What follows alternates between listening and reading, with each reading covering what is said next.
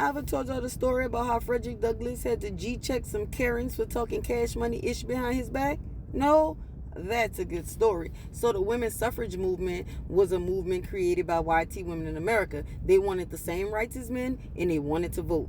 Many of these women came from the abolitionist movement. They were against slavery. They thought it was immoral. They wanted to end. And this got them the connection that they had with Frederick Douglass because they were actually good friends. The women's suffrage movement and the American Equal Rights Association, they were really close, kind of like allies, until the 13th, 14th, 15th Amendment was passed. Now we know the 15th Amendment gave Negro men the right to vote.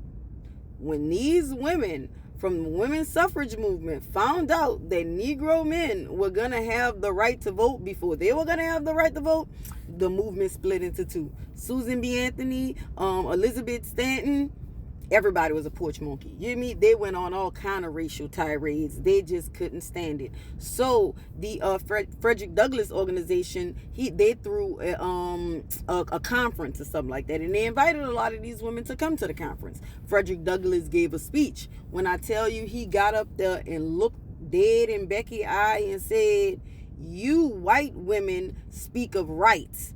I speak of wrongs." Nobody could believe it. A black man talking to YT women like that? And that's how Frederick Douglass G-checked their ass.